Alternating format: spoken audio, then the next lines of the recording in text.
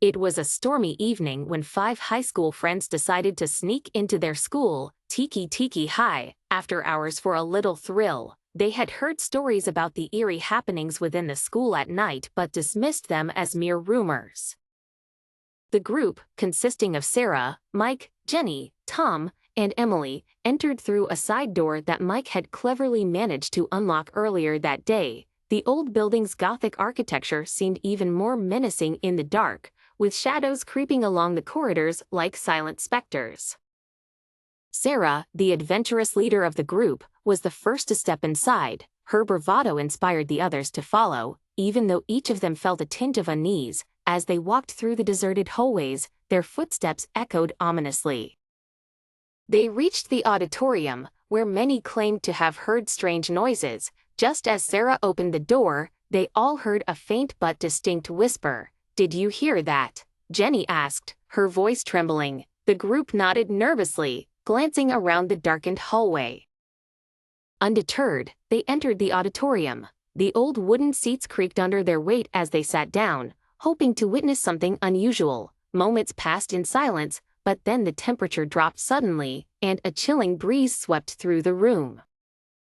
Mike's flashlight flickered and died, plunging them into darkness. Panic began to set in, but Sarah urged them to stay calm. "There's got to be a logical explanation," she said, though her voice revealed her own doubts.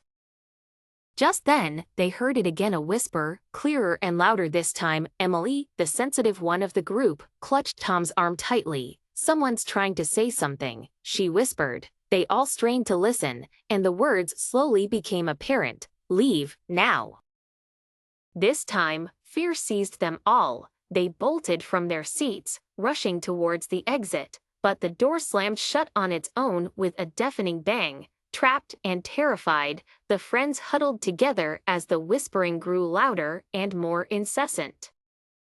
It seemed to be coming from all around them. "What do we do?" Mike shouted, trying to be heard over the eerie chorus. Sarah, mustering what little courage she had left, remembered the legend of a student who had disappeared decades ago. Her spirit was said to haunt the school, seeking vengeance for her untimely death.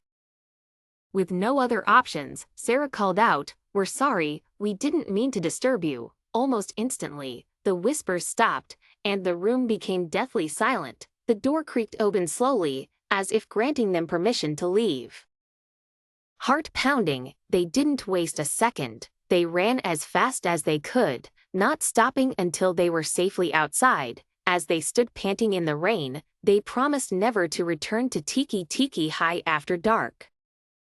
They couldn't shake the feeling that they had just narrowly escaped with their lives. The school's secrets, whatever they were better left undisturbed.